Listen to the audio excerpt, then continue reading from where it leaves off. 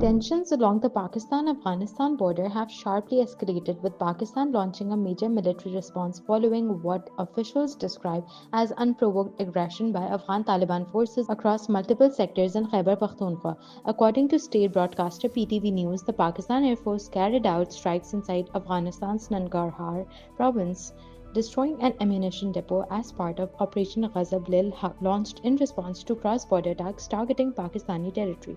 Pakistan's information ministry says Afghan Taliban forces opened fire at several locations along the border, including Chitral, Bajor, Muhammad, Kurram, and Khyber districts, prompting what it called an immediate and effective response by Pakistani security forces. Security officials claim Afghan forces also targeted civilian infrastructure, including a mosque in Bajor, causing significant structural damage. Islamabad has described the attack as exposing what it termed the Taliban regime's anti-Islam actions. Fighting continued late into the night across multiple frontier regions. Local sources in Landi Kotal reported artillery shelling near residential areas in the Bazar Zakhakhel belt, forcing residents to seek shelter, although no civilian casualties were reported. Pakistani forces say counter-attacks destroyed several Afghan Taliban checkposts and hideouts across the border, particularly opposite the Chitral and Bajor sectors. State media reports indicate that at least 8 more Taliban fighters were killed in the latest exchanges, bringing the reported Afghan casualty toll to 44.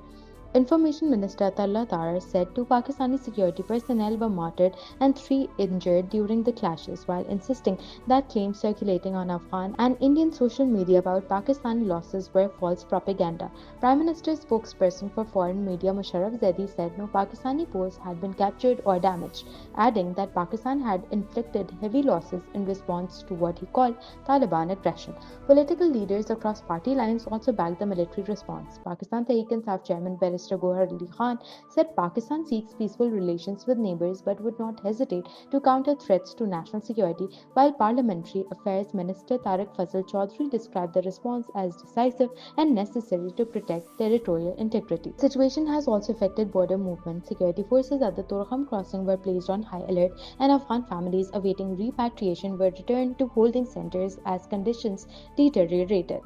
The latest escalation comes less than a week after Pakistan conducted overnight intelligence-based strikes in Afghanistan's Nangarhar and Paktika provinces, targeting what officials described as terrorist camps linked to the Tehreek-e-Taliban Pakistan and Islamic State Khorasan. Pakistani authorities say those operations killed more than 100 militants. Islamabad maintains that militant groups responsible for recent attacks inside Pakistan, including suicide bombings and assaults during Ramadan, are operating from Afghan soil with support from leadership based across the border. Security tensions between the two neighbors have steadily worsened since the Afghan Taliban returned to power in 2021. Pakistan has repeatedly urged Kabul to dismantle militant sanctuaries linked to the TTP. Warnings officials say have gone unanswered. A recent United Nations Security Council monitoring report further reinforced those concerns, stating that the TTP continues to enjoy operational space inside Afghanistan, raising fears of wider regional instability. Despite multiple diplomatic efforts mediated by regional partners including Qatar, Turkey, and Saudi Arabia, relations between Islamabad and Kabul remain strained. As cross-border firing subsides for now, Pakistan's leadership has reiterated that any future aggression will be met with what it calls an immediate and full-force response, signaling that the western border could remain a major flashpoint in the days ahead.